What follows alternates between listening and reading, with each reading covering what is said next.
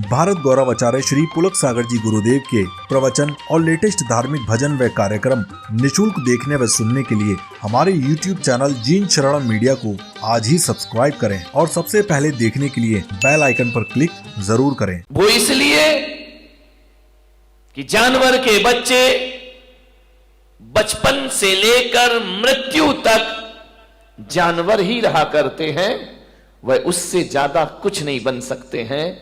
एक घोड़ा बचपन से जन्म से लेके मृत्यु तक घोड़ा ही रहेगा, एक बैल जीवन भर बैल ही रहेगा, एक गाय जीवन भर गाय रहेगी, एक कुत्ता जीवन भर कुत्ता ही रहेगा। लेकिन मनुष्य के साथ ऐसा नहीं हुआ करता है। यदि मनुष्य को अच्छे संस्कार और अच्छी शिक्षाएं प्रदान कर दी गई तो इंसान से ये भगवान बनने को भी तैयार हुआ करता है। और मनुष्य वह होता है जो पशु से परमेश्वर हो सकता है, मनुष्य वह है जो कंकर से शंकर हो सकता है, मनुष्य वह है जो त्रियंज से तीर्थंकर भी बनकर के दुनिया में आ सकता है। आपके साथ संभावनाएं हैं, इसलिए मनुष्य को सिखाना पड़ता है, बोलना भी सिखाना पड़ता है, चलना भी सिखाना पड़ता है, खाना भी सिखाना पड़ता है।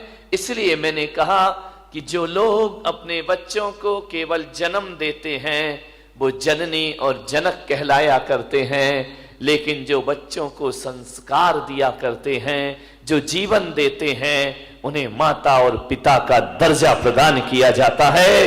ध्यान रखना, पशु के माता पिता नहीं होते हैं, वो केवल जननी होती है, जन्म दे के छोड़ देती है। ध्यान रखिए, आप माता पिता, आपकी एक साधना है, आपकी बहुत बड़ी जिम्मेदारी है। आप समझदार प्राणी हैं, जानवर ना समझ प्राणी है। ध्यान रखना, जन्म देना ही कोई बहुत बड़ी प्रक्रिया नहीं है, जीवन देना उससे बड़ी प्रक्रिया होती है। जन्म की साधना तो केवल 9 महीने होती है, लेकिन जीवन की साधना तो जिंदगी भर करना पड़ती है, तो भी जीवन कम पड़ जाया करता है। जिंदगी भर की साधना है, एक तपस्या है। मान्यवर, बच्चों को लाड़ प्यार ही नहीं, संस्कार भी दो। आपके पास पैसा है, आपके पास दौलत है, आपके पास रुपया है, बच्चा कहता है मोबाइल चाहिए, आप मोबाइल दे देते हैं। बच्चा कहता है लैपटॉप चाहिए, आप लैपटॉप दे देते हैं। दीजिए, मेरा कोई विरोध नहीं है। बच्चा कहता है गाड़ी चाहिए, बच्चा कहता है मोटरसाइकिल चाहिए, आप मोटरसाइकिल दिला देते हैं। और बच्चा कहता है कि कार चाहिए, आप कार दिला देते हैं। लेकिन मैं पुलक सागर तुम्हारे बच्चों को ना तो मोबाइल दे सकता हूं, ना तुम्हारे बच्चों को मैं लैपटॉप दे सकता हूं, ना तुम्हारे बच्चों को मोटरसाइकिल दे सकता हूं, ना मैं तुम्हारे बच्चों को महंगी महंगी कार दे सकता हूं। लेकिन पुलक सागर के इस यहां पर आएंगे, पुलक सागर के दरबार में आएंगे तो ध्यान रखना, एक कार मैंने भी रखी है अपने पास, और वह एक कार है जो मैं सारे देश को दिया करता हूं। आज तुम्हारा बच्चा रूठे कार के लिए तो एक बार उसे मेरे पास लेकर के आना, मैं उसे कार दिलाऊंगा। ध्यान रखना, मेरे पास अल्ट्रो तो नहीं है, मर्सिडीज नहीं है, वैगनार नहीं है। मेरे पास यदि कोई कार है तो एक कार है जिसकी हर घर को आवश्यकता है, और पुलक सागर के पास कोई कार है तो वह संस्कारों की कार है। संस्कार की कार पकड़ा दी जाए तो जिंदगी अपने आप समझ। संस्कार की कार बांटा करता हूं, संस्कार की कार में बैठो, जीवन को आनंद में परिवर्तित कर दीजिए। मान्यवाद, सोचना है। बच्चों का जीवन बनाने से पहले हमें अपना जीवन बनाना जरूरी है। बच्चे दर्पण हैं, जो हम करते हैं वो बच्चों को दिखाई देता है, और जो दिखता है बच्चा वही सीखता है। एक बात ध्यान रखना, 21वीं सदी है, ज्यादा औलाद को सिखाने की कोशिश मत करना। तुम कुछ सिखाओगे उससे पहले वो तुम्हें सिखा के रख देगा। संभलो इस औलाद से, सबके मुंह लग जाना, बच्चों के मुंह कभी मत लगना। बड़े होशियार होते हैं ये बच्चे, बड़े होशियार होते हैं। आज के युग में 21वीं सदी में मूर्ख बच्चों का पैदा होना बंद हो गया है। अब बुद्धू औलाद पैदा नहीं हुआ करती है, अब तो बहुत समझदार औलाद पैदा हुआ करती है, बड़ी पढ़ी लिखी औलाद पैदा हो रही है। जो तुम्हें नहीं आता वो बच्चों को आ जाता है। हो सकता है कि आपको पूरा मोबाइल चलाना भी नहीं आता हो और आपकी औलाद खटखट मोबाइल चला करके दिखा दे, आपसे कह दे कि पापा तुमको तो कुछ आता ही नहीं। बच्चे बड़े होशियार हैं। बच्चों को ज्यादा सिखाने की गलतियां मत करना, नहीं तो बड़ी दिक्कत हो जाएगी। एक निवेदन है मेरा, ये बच्चों को सिखाओगे तो बिल्कुल नहीं सीखेंगे, सिखाने से नहीं सीखेंगे। एक पति पत्नी मेरे चरणों में आए, छोटा सा बच्चा था। बच्चों ने कहा बेटा महाराज के पैर पढ़ो, महाराज को नमस्कार करो, महाराज को नमोस्तु करो। बच्चा करने को तैयार नहीं, वो तो अकड़ के खड़ा। अरे बोले बेटा नमोस्तु, बोले नहीं करूंगा। अरे मैंने कहा गजब है भाई, 3-4 साल का बच्चा वो माँ बाप का कहना मानने को तैयार नहीं। बोले बेटा ऐसा नहीं है, गलत बात, बहुत गंदी बात है, महाराज हैं इनको प्रणाम करिए, इनको नमस्कार करिए। बोले नहीं करूंगा नमस्कार। अरे तो बच्चे माँ बाप बड़े शर्मिंदा हुए कि यार महाराज हम करें क्या, ये झुक ही नहीं रहा है। मैंने कहा ऐसे नहीं झुकेगा, ये 21वीं सदी का औलाद है, ऐसे झुकने वाला नहीं है, तुम्हारा तरीका गलत है, बच्चा तो अभी झुक जाएगा। तो बोले कैसे झुक जाएगा बच्चा। मैंने कहा बच्चे के उसने क्या किया, उसकी माँ ने बच्चे की गर्दन पकड़ी और जबरदस्ती मेरे पैरों पे रख दी। बच्चा गर्दन उठाए जा रहा है, माँ बाप गर्दन दबाए जा रहे हैं। मैंने कहा रुको, बहुत गलत तरीका, ऐसे बच्चा प्रणाम नहीं करेगा। छोटा सा था, 3 साल का होगा, 4 साल का। मैंने माँ बाप से कहा बच्चे की गर्दन छोड़ो, बच्चे की गर्दन से हाथ हटाओ। माँ बाप ने हाथ हटाया। मैंने कहा तुम दोनों हाथ जोड़ो। माँ बाप ने हाथ जोड़े। बच्चा छोटा सा था, उसने ऊपर देखा, मम्मी पापा हाथ जोड़ रहे, बच्चे ने भी हाथ जोड़ लिए। मैंने कहा तुम प्रणाम करो, नमस्कार करो। जैसे ही उन्होंने धोख लगाई, बच्चा भी लेट करके प्रणाम करने लगा। मैंने कहा ध्यान रखना, 21वीं सदी है, ये सिखाने से नहीं सीखेगी, ये दिखाने से सीखा करती है। जो आप दिखाएंगे बच्चा वैसा सीख जा। ध्यान रखना है, बच्चों का पालन पोषण करना, उन्हें संस्कार देना, आपको जिंदगी भर तपस्या करना पड़ेगी। बच्चों की परवरिश करो। कैसे करना है उनकी परवरिश? सिखाने से नहीं, दिखाने से। जो आप दिखाएंगे बच्चा वही करेगा। 2 बच्चे लड़ रहे थे, मैंने बुलाया, मैंने कहा बच्चे लड़ते क्यों हो? बोले किसने कहा हम लड़ रहे थे। अरे मैंने कहा यार तू उसको मार रहा था, गाल में चांटे लगा रहा था। बोले हम लड़ थोड़ी रहे थे। तो मैंने कहा ये क्या कर रहे थे, कोई ड्रामा कर रहे थे, क्या कर रहे थे, कोई प्रैक्टिस कर रहे थे? बोले नहीं महाराज हम ना लड़ रहे थे ना कोई ड्रामा कर रहे थे। तो मैंने कहा क्या हो रहा था? तुम मार तो रहे थे उसके गाल में। बोले मैं मार नहीं रहा था महाराज, हम दोनों बच्चे तो मम्मी पापा का खेल खेल रहे थे। अब विचार करिए। मैंने कहा मम्मी पापा ऐसे होते हैं? बोले हाँ ऐसे ही तो मम्मी को मारते हैं, वही खेल हम यहां पर। ध्यान रखना, जो तुम करोगे बच्चा वही सीखेगा। ध्यान रखिए। मान्यवर, ज्ञान की बातें करना बहुत आसान है, ज्ञानी बनना बहुत कठिन काम हुआ करता है। ध्यान रखिए। आप बोल तो देते हैं कि बच्चा ऐसा नहीं करना, बेटा ऐसा नहीं करना, वही काम जब आप करते हैं, ध्यान रखिए, ये जो कैमरा लगा हुआ है ना चैनल का, ये मुझे देख रहा है। ध्यान रखना, आप मुझे सुन रहे हैं, ये मुझे ये सुन नहीं रहा, ये देख रहा है मुझे। और एक बात याद रखना, छोटे बच्चे को कभी देखना, छोटा सा बच्चा जब धरती पर पैदा होता है ना, तो टकटकी लगाकर देखता है। हमारी पलकें ज्यादा झपकती हैं, बच्चों की पलकें नहीं झपकती हैं। वे टकटकी लगाकर किसी भी चीज को देखते रहते हैं। जैसे ये कैमरा मुझे टकटकी लगाकर देख रहा है, अब जो जो एक्शन मैं करूंगा वही वही कैमरा दिखाएगा, वही वही वह ग्रहण करेगा, और जो ग्रहण करेगा वो टीवी पर ले जा करके दिखा देगा। तो बच्चे की आंख भी एक कैमरा ही हुआ करता है, और जो जो सुबह शाम आप करते हैं बच्चा रिकॉर्ड करते जाता है, और जो बच्चा रिकॉर्डिंग करता है वही बच्चा दुनिया के सामने वैसा प्रस्तुत हो जाया करता है। आप सोचते हैं कि हमारा बच्चा बुढ़ापे में बड़े होके हमारा सम्मान करे, तो मेरा निवेदन है आज से ही अपने घर में बड़ों का सम्मान शुरू कर दीजिए। जो आप करेंगे बच्चा वैसा ही करेगा। ध्यान रखना, अलग से नहीं सीखेगा, तुम्हारे घर की बातें सीखेगा। अमेरिका के राष्ट्रपति हुए अब्राहम लिंकन, उन्होंने अपने बच्चे को एक स्कूल में दाखिला कराया, एक स्कूल में एडमिशन कराया, और जैसे ही पहले दिन बच्चा स्कूल में गया,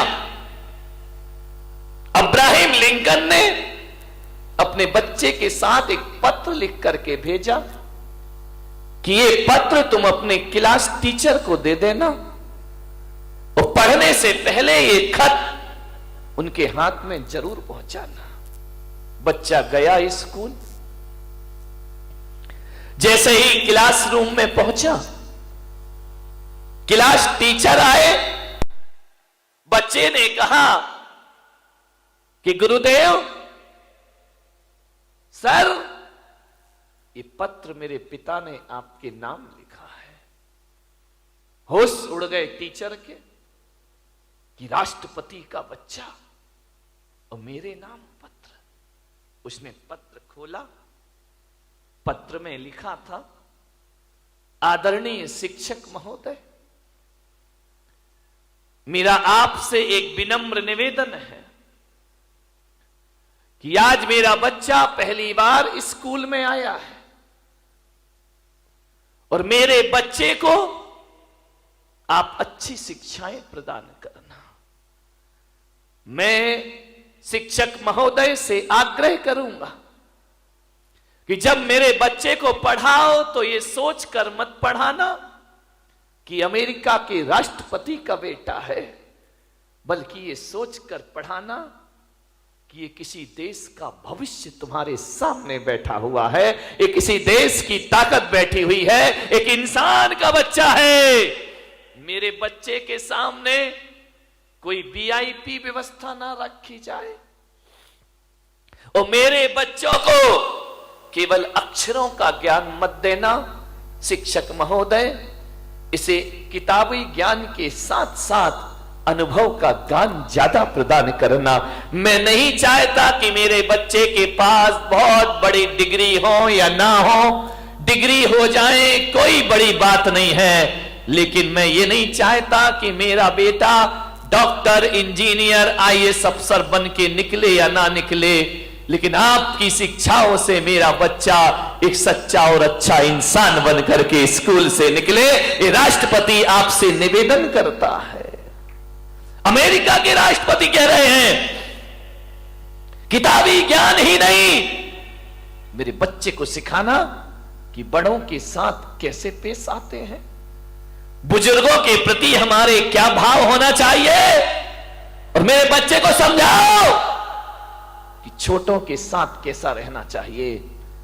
और अब शिक्षक महोदय से मेरा निवेदन है कि मेरे बच्चे को ये मत सिखाना कि जिंदगी रेल की पटरी पर भाग रही है, मेरे बच्चे को एक चीज सिखाना कि जिंदगी सांप सीढ़ी का खेल हुआ करता है। उसे समझाओ कि जिंदगी में ऐसे भी लोग मिलेंगे जो सीढ़ियों का सहारा देकर तुम्हें ऊपर चढ़ाएंगे, और जिंदगी में ऐसे भी लोग मिलेंगे जो अपने बनकर सांप के समान डसेंगे और जिंदगी को नीचे ला करके पटक देंगे। जिंदगी एक सांप सीढ़ी का खेल है, यहां चढ़ाने वाले भी मिलते हैं और यहां उतारने वाले भी प्राप्त हुआ करते हैं। मेरे बच्चे को समझाना कि जिंदगी में उतार चढ़ाव आएंगे, सीढ़ी भी मिलेगी और सांप भी मिलेगा, लेकिन मेरे बच्चे को ये संस्कार देना कि जब जिंदगी सीढ़ियों पर ऊपर चढ़ी जाए तो अहंकार में फूलना मत, और जब कोई सांप डस ले तो निराशा में जिंदगी को बर्बाद करना मत। ध्यान रखिए। उस शिक्षक के लिए राष्ट्रपति ने निवेदन किया, मान्यवर आपका बच्चा स्कूल जाता है, क्या मां बाप होने के नाते आपने क्लास टीचर को यह बोला है कि मेरे बच्चे को अच्छा इंसान बनाना? नहीं बोला ना। क्लास टीचर यदि मार दे तो तुम लड़ने को तैयार हो जाते हो, तुम उसके खिलाफ केस करने को तैयार हो जाते हो। और हमारा एक जमाना था, यदि स्कूल में मार पड़ती थी तो घर में आके डबल मार पड़ा करती थी कि शिक्षक ने यदि तुझे मारा है तो जरूर तूने कुछ गलतियां की होंगी। हमें कभी प्रोत्साहन नहीं मिला करता था, हमें कभी नहीं कहा जाता था कि टीचर ने मारा है तो चलो हम उससे बात करेंगे। उन्होंने कहा तुमने गलत काम किया होगा इसलिए गुरु ने तुम्हारी पिटाई की। और जब हम रोते रोते घर आ जाते थे तो हमारे माता पिता कहते थे कोई बात नहीं है, गुरु ने मारा है ना, अरे मार पड़ेगी धम धम और विद्या आएगी छम छम। ध्यान रखिए बेटे, ये गुरु का डंडा नहीं है, ये तेरी बुराइयों पर किया गया प्रहार हुआ करता है। कहां गए वो संस्कार, कहां गई वो शिक्षाएं? विचार करिए। मैं ये नहीं कह रहा हूं कि स्कूलों में बच्चों को नाजायज मारना चाहिए, मैं इसके भी खिलाफ हूं मेरे भाई, ध्यान रखिए। लेकिन मैं आपसे निवेदन करता हूं, शिष्य और सीसी में जब तक डांट नहीं लगेगी, सीसी में डांट, ढक्कन, ढक्कन को डांट कहा जाता है, सीसी में भी डांट होना चाहिए और शिष्य में भी डांट होना चाहिए। शिष्य और सीसी में डांट नहीं लगेगा तो सीसी भी डूबेगी और शिष्य भी डूब जाएगा। ध्यान रखिए। मान्यवर निवेदन करिए, क्या आपने कभी स्कूल में जाकर क्लास टीचर से कहा है? आज हर मां बाप को ये चिंता है कि मेरा बेटा एमबीए कर ले, मेरा बेटा डॉक्टर बन जाए, मेरा बेटा अच्छा वकील बन जाए, मेरा बेटा अच्छा बिजनेसमैन बन जाए। कोई मां बाप भी नहीं सोचता है कि मेरा बेटा सच्चा और अच्छा इंसान बन जाए। ध्यान रखिए, मैं आपसे कहता हूं, एक सच्चा और अच्छा इंसान 100 इंजीनियर और डॉक्टर से बढ़ करके हुआ करता है। ध्यान रखिए, यदि गलत आदमी डॉक्टर बन गया तो याद रखना वो कभी देश को, समाज की भलाई नहीं कर सकता है। गलत आदमी इंजीनियर बन गया, गलत आदमी व्यापारी बन गया, देश, समाज और परिवार को बर्बाद ही करेगा वो। ध्यान रखिए। आपसे निवेदन है, थोड़ी चिंता कर लिया करो कि मेरा बेटा अच्छा इंसान बने। आज मां बाप को वो चिंता नहीं है, लेकिन हम संतों को चिंता है। इसलिए ज्ञान गंगा महोत्सव में मैंने कहा था ना, मैं तुम्हें भगवान बनाने के लिए नहीं बुलाऊंगा, एक सच्चा और अच्छा इंसान बनाने के लिए तुम्हें यहां बुलाने का मैं प्रयास करूंगा। क्योंकि सच्चा और अच्छा इंसान भविष्य का भगवान हुआ करता है मेरे भाई। जो इंसान नहीं बन पाया वो भगवान क्या बनेगा? दुनिया से भागते फिरते हो, भगवान को तुम क्या पाओगे? ध्यान रखिए। मान्यवर विचार कर, अच्छा इंसान की जरूरत है इस देश को, अच्छे आदमी की जरूरत है इस देश को। तुम्हारे परिवार की खुशहाली के लिए अच्छे बेटे की जरूरत है। ध्यान रखिए। पूत कपूत तो का धन संचय, पूत सपूत तो का धन संचय। यदि पूत कपूत निकल गया तो सारी दौलत को बर्बाद करके रख देगा, और पूत यदि सपूत निकल गया, 1 रुपया भी ना दो तो भी लाखों की दौलत कमाकर अपने पिता को दिखा देगा। किसके लिए सोचते हो सब? अच्छा व्यक्ति बनाइए। मान्यवर शिक्षकों के भरोसे जिंदगी मत काटना। ये वेतन भोगी हैं, इन्हें केवल मार्कशीट पकड़ाना है। इन्हें इससे कोई मतलब नहीं कि तुम्हारा बच्चा कैसा है, क्या करता है। वो तो कहेंगे रिजल्ट अच्छा आना चाहिए, बाकी तुम्हारा जो व्यवहार है वो तुम जानो।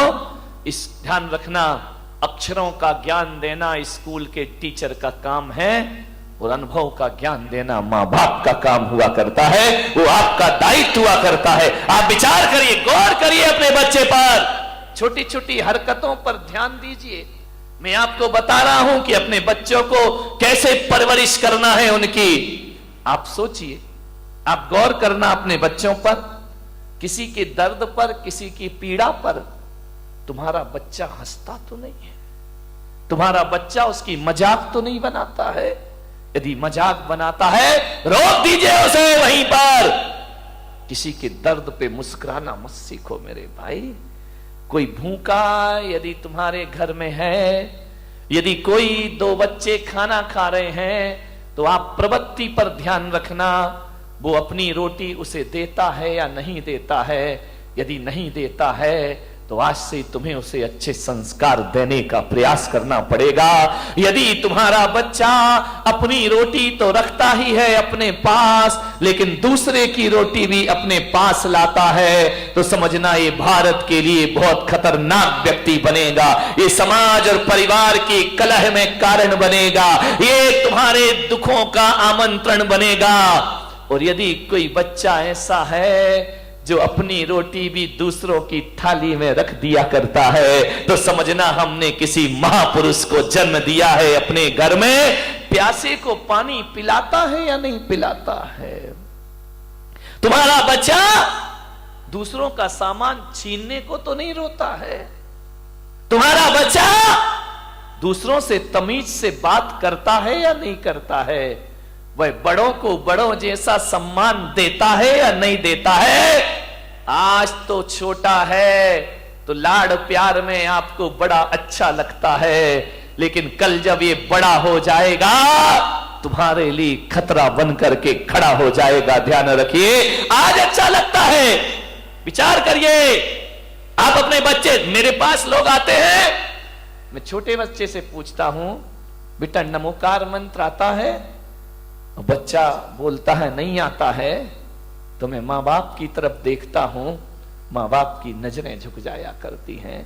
मैं कहता हूं कि बेटा 24 तीर्थंकरों के नाम आते हैं, बच्चे को नहीं आते हैं। उससे मैं पता लगा लेता हूं ये घर संस्कारित है या नहीं है, ये घर धार्मिक है या नहीं है। आपके घरों में जब मैं आहार लेने जाता हूं, अभी तो नहीं गया बारामती में किसी के यहां, जाऊंगा, चिंता मत करो, सबके घर में रेट पड़ेगी, ध्यान रखना। सबके घर में ध्यान रखना, जांच बैठेगी। मैंने जो 1 महीने चिल्लाया है उसका क्या रिजल्ट आया है। जब मैं आहार लेने के लिए तुम्हारे घर जाता हूं और देखता हूं कि जूता कहीं पड़ा है, बैग कहीं पड़ा है, बच्चे की यूनिफॉर्म कहीं पड़ी है, बाप के बिस्तरों में सलवटें पड़ी हैं, मैं समझ जाता हूं ये घर संस्कारित नहीं है। और आपका घर यदि व्यवस्थित जमा हुआ है तो मैं समझ जाता हूं कि माँ बाप के अंदर संस्कार है और इनकी औलाद भी संस्कारित, पता लग जाता है। ध्यान रखना, शिखर से पता चलता है समाज कितनी धार्मिक है, और घरों से पता चलता है ये परिवार कितना संस्कारित है और कितना सभ्यता वाला है। 1 गिलास पानी मंगाओ, और बच्चा गिलास लाए और 2 उंगली गिलास के अंदर हो, समझना संस्कारित घर नहीं है। ध्यान रखिए, मेहमान आए बच्चे भाग जाए, उनका अभिवादन ना करें तो संस्कारित घर नहीं है। ध्यान रखिए, आपकी पूजा पाठ से मैं पता कर लेता हूं। चौके में पूजा होती है, आहार के पहले थाली भरी है, 4-4 दाने चढ़ा रहा है, भरी थाली चढ़ाया नहीं जा रहा है, तो इसका मतलब ये समझो कि इसकी वृत्ति कंजूस की वृत्ति है। ये आदमी उदार भावों से पूजा नहीं करता है, ये आस्था भाव से पूजा नहीं करता है। चरण प्रक्षालन करते हो, जग भर के पानी लाते हो, 2 बूंद डालते हो, जग वापस ले, क्यों वापस ले जा रहे भाई? नल नहीं आ रहे क्या तुम्हारे यहाँ, या सूखा पड़ा है या पानी नहीं है? अरे कुछ दिन तो ऐसा हो जाएगा यदि ये प्रवृत्ति चलती रही तो अगली बार तो आदमी आई ड्रॉप लाएगा, 2 ड्रॉप डालेगा, तेरे चरणों की धूल बाबा, चंदन गुलाल। ये प्रवृत्तियां हैं। आहार में आपकी प्रवृत्ति देखी जाती है, ध्यान रखना। कैसे दे रहे हैं आप, दाल कैसे दे रहे हैं आप, सब्जी कैसे दे रहे हैं, ध्यान रखना। कंजूसों के हाथ से छूटता नहीं है, और जो उदार होता है वो उदार वृत्ति से महाराज और ग्रहण करिए और ली। खाना महाराज तो उतना ही लेंगे जितना उन्हें लेना है, लेकिन उससे आपकी प्रवृत्तियां पता चल जाएंगी। 4 महिलाएं सुबह से काम कर रही हैं मन चौके में, एक ऐसी आएगी, एक धक्का इधर दिया, एक धक्का उधर दिया, आगे खड़ी, काम आम कुछ करना नहीं है, समझना ये झगड़ालू औरत है। ध्यान रखना, ये नेतागिरी ज्यादा जानती है, ये राजनीति ज्यादा जानती है, काम कोई कर रहा, नाम खुद कमा रही है, ये राजनेता होते हैं। ध्यान रखना, ये कल्याण नहीं करे, ये कोई खुशहाल जीवन नहीं बना सकते हैं अपना। कई ऐसे होते हैं बिल्कुल शांत रहते हैं, काम भी करते हैं लेकिन आवाज नहीं किया करते हैं, चुपचाप शांत खड़े हैं, सुबह से मेहनत करते हैं लेकिन कोई धक्का नहीं मारते हैं। कोई आहार देता है तो आइए आप दीजिए, हम बाद में दे लेंगे, समझना वो संस्कारित आदमी है, वो सभ्यता वाला घर हुआ करता है। ध्यान रखिए, मान्यवर, सोचना है आपको, विचार करना है आपको। आपकी इन क्रियाओं से आपके संस्कारों का पता चलता है। ध्यान रखिए, आप कैसे घर के हैं, आपकी मान मर्यादाएं कैसी हैं।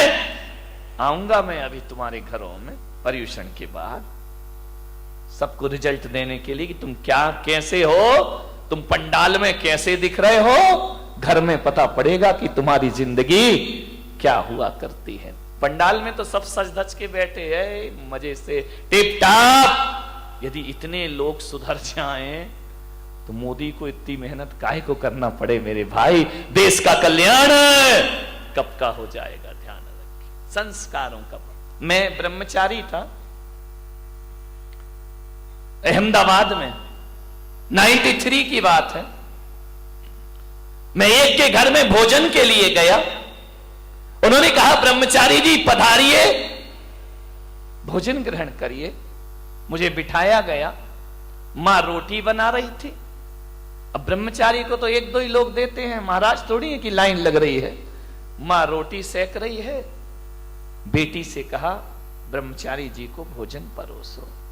बेटी ने भोजन परोसा मेरी थाली में, नमक रखने का समय आया और जैसे ही बच्ची ने नमक रखा, मां की निगाह पड़ी, उसने एक बेलन उसके हाथ में मारा, लड़की का हाथ झंझना गया। मैंने कहा भाई ये क्या बात है, ये मैं भोजन कर रहा हूं कि यहां तो महाभारत चल रही है। फट से लड़की कुछ ना बोली, ना लड़की रोई, ना लड़की चीखी, कुछ नहीं, चुपचाप रही। उसने व्यवस्था बदल दी। आहार के बाद मैंने पूछा, मेरा तो मौन था, मैंने कहा मैं आपके यहां भोजन को आया, आपकी लड़की इतने प्यार से परोस रही थी, आपने उसे बेलन क्यों मार दिया? बोले ब्रह्मचारी जी, इस लड़की को मैंने 10 बार समझाया कि थाली में नमक कहां रखते हैं और सब्जी कहां रखते हैं, ये आज फिर भूल गई। तो जब ये समझाने से नहीं समझी तो मुझे बेलन उठाना पड़ा। और आप जानते हैं मैंने एक शब्द भी नहीं बोला, और एक बेलन ने नमक कहां रखना चाहिए वहां व्यवस्था इसकी करा दी, अपने आप इसने उठाकर रख दिया। अब इसे जिंदगी भर याद। मैंने कहा इतनी बारीकी, मैंने कहा क्या फर्क पड़ता है, नमक यहां रख दिया, यहां रख दिया। बोले महाराज नमक के स्वाद में कोई फर्क नहीं पड़ता, लेकिन आदमी के व्यवहार में बहुत फर्क पड़ा करता है। मेरी लड़की पराये घर जाएगी, इसे इतना ज्ञान होना चाहिए कि भोजन कैसे परोसा। इतना ध्यान आप देते हैं बच्चों का भविष्य बनाने में। मान्यवर, निवेदन है आपसे, सोचना है आपको कैसे करें बच्चों की परवरिश। एक लड़की की शादी होना थी अमीर आदमी, करोड़पति, अरबपति, किसी पैसे की कमी नहीं। 20 नौकर चाकर जिसके घर में, एक करोड़पति के घर में एक आदमी अपने लड़के के लिए लड़की देखने गया, और जैसे ही गया बड़ा स्वागत हुआ, कालीन बिछाए गए, गुलाब जल से स्वागत हुआ। आइए, अभिनंदन है, आपका स्वागत है, पधारिए। बहुत स्वागत हुआ। डाइनिंग टेबल पर इतनी प्लेट लगी कि लड़के का बाप देखकर हैरान हो गया कि इनके घर में ऐसा भोजन हुआ करता है, बड़ा स्वागत सत्कार। लड़के हर चीज में, नौकर खड़े हुए हैं, पानी लेकर नौकर खड़े, अटैची उठाने के लिए नौकर खड़े, कार का दरवाजा खोलने के लिए नौकर खड़े। बड़ा स्वागत हुआ। लड़की के पिता ने कहा, तो भाई साहब रिश्ता पक्का समझूं? लड़के के पिता ने कहा, घर जाके जवाब दूंगा। अरे बोले, क्या पसंद नहीं आया? मेरी लड़की पढ़ी है, लिखी है, खूबसूरत है, इतनी सुंदर है, पढ़ाई लिखाई में टॉपर है। उसने कहा, ठीक है, जवाब घर जाके दूंगा। 8 दिन बीते, 10 दिन बीते, 1 महीना बीता, कोई जवाब नहीं। लड़की के पिता का फोन गया, भाई साहब आपने कुछ जवाब नहीं दिया, हां या ना में जवाब दो, क्या कमी है मेरे घर में? लड़के के पिता ने कहा कि भाई साहब मुझे क्षमा करना, यदि मैंने महीने भर जवाब नहीं दिया तो इसका मतलब है मैं तुम्हारे घर में रिश्ता नहीं करना चाहता हूं, लेकिन जब आप मजबूर कर रहे हैं तो मैं कहता हूं कि ये रिश्ता मुझे मंजूर नहीं है। अरे क्या कमी रह गई? मेरी लड़की पढ़ी लिखी है। बोले बेशक कोई दिक्कत की बात नहीं है, मेरी लड़की, बोले आपकी लड़की बहुत सुंदर है। सुंदरता तो बहुत है उस लड़की में, मेरे घर में पैसों की कमी नहीं, कितना पैसा चाहिए आपको? लड़के के पिता ने कहा, मैं अपने बेटे को बेचता नहीं हूं पैसों में, मेरा बेटा बड़ा योग्य है, सुशील है, और रही दौलत की बात, तो दौलत की कमी तो मेरे घर में भी नहीं है। यदि ये करोड़पति के घर रिश्ता लेके पहुंचा था तो मैं कोई खाकपति तो नहीं होऊंगा ना मेरे भाई, मेरे पास भी पैसा है। तो उसने कहा, भाई साहब जरा ये बता दो, ऐसी कौन सी बात है जिससे आप शादी नहीं कर रहे? बोले बस एक बात मेरे सीने में चुभी है, इसलिए मैं तुम्हारी बेटी से शादी अपने लड़के की नहीं करूंगा। बोले कौन सी बात चुभी है? बोले जहां पानी भी नौकरों के द्वारा परोसा जाता हो, जहां भोजन भी नौकरों के द्वारा परोसा जाता हो, जहां सब व्यवस्थाएं नौकरों के द्वारा होती हो, अरे उस घर की लड़की लाके मैं अपने घर को बर्बाद नहीं करना चाहता हूं। अरे मुझे तो वो लड़की चाहिए जो अपने हाथ से खाना बनाना जानती हो और अपने हाथ से अपने द्वारा लोगों का अभिवादन करना जानती हो। मुझे सुंदरता नहीं चाहिए भाई साहब, हमको संस्कारित लड़की चाहिए, संस्कार वाला घर चाहिए, ऐसा संस्कार वाला घर। अरे ये दौलत तो आज है, कल ना रहेगी, और जिस दिन दौलत ना रहेगी नौकरों को छूटने में ज्यादा देर नहीं लगा करती है, लेकिन बेटी के साथ यदि संस्कार है तो दौलत रहे या ना रहे, ध्यान रखना, ये रुपए पैसे घर की लक्ष्मी नहीं, मेरी बहू मेरी घर की लक्ष्मी हुआ करती है। उससे बड़ा धन दुनिया में कोई दूसरा। अपनी बेटियों को ये सिखाया है आपने, खाना बनाना नहीं आता तुम्हारी लड़कियों को। ध्यान रखना, जो पत्नी, महिलाओं को कुछ सीखना चाहिए या नहीं सीखना चाहिए। अब मुझे नहीं पता कि अब स्कूलों में होम साइंस पढ़ाई जाती है या नहीं पढ़ाई जाती है, लेकिन महिलाओं को, बालिकाओं को, अपनी बेटियों को कुछ सिखाओ या ना सिखाओ, अच्छा खाना बनाना जरूर सिखाइए, अच्छा भोजन बनाना जरूर सिखाइए। कोई कला आए या ना आए, पाक कला आपकी बच्ची को जरूर आना चाहिए, और लड़कियों को ही नहीं, वक्त पड़े तो लड़कों को भी खाना बनाना ये कोई छोटा काम नहीं है। आप ये मत समझो खाना बनाने से हमारा स्टेटस गिर जाएगा, नहीं मेरे भाई, अरे वही पति पड़ोस में खाने जाता है, वही पति ढाबे का खाना पसंद करता है, वही पति रास्ते में खड़े हुए ठेलों पर खाता है, जिसकी पत्नी को अच्छा खाना बनाना नहीं आया करता है। आप अच्छा बनाइए, बाजार से भी अच्छा बनाइए। कौन है जो बच्चा बाहर जाकर खाना खाएगा? लेकिन मम्मियों को टाइम कहां है, वो अपनी किटी पार्टी में लगी हुई है। मम्मियों को वक्त कहां है, वो अपने टैलेंट बनाने में लगी हुई है, वो अपने करियर में सोच रही है। बच्चों के बारे में कुछ सोचा है? किटी पार्टी में यहां घूमना, वहां जाना, ये करना, ये सजना, ये संवरना, यहां वहां, टाइम ही नहीं है मम्मी के पास। ध्यान रखिए, क्या संस्कार देंगी आप लोग? नहीं, मैं आपकी बात नहीं कर रहा हूं। कितनी खुश हो जाती है बंबई वाले के नाम से, वाह मजा आ गया। ध्यान रखिए, वक्त नहीं है बच्चों के लिए आपके पास। बच्चा स्कूल से आता है, मम्मी मम्मी भूख लगी, मम्मी भी टीवी स्टाइल में आ जाती है, बेटा 2 मिनट मैगी लाई, मैगी खिला रहे हो उसको। विचार करिए, रोटी बनाना नहीं आती है, खाना बनाना नहीं आता है, खाने में निपुण होना चाहिए हर नारी को। ये भारतीय संस्कृति है। मान्यवर, आपको बोलना आना चाहिए, आपको सभ्यता से बोलना आना चाहिए, आपको कैसे चलना है, कैसे उठना है, क्या पहनना है, आपको ये भी नहीं आता है। अच्छे कपड़े पहनो सभ्यता के। ये अश्लील कपड़ों से थोड़े देर का अट्रैक्शन तो होता है, लेकिन आपको समाज में इज्जत मिलने वाली नहीं है। अच्छे कपड़े पहनाइए। ऐसे वस्त्र पहनती हैं बालिकाएं जिन्हें देखकर शर्म से हम संतों को माथा झुकाना पड़ता है। ध्यान रखिए। और माताएं ऐसे बच्चों को छूट दे दिया करती हैं, ऐसी बालिकाओं को छूट दे दिया करती हैं। ये बहुत दुखदाई है, ध्यान रखना।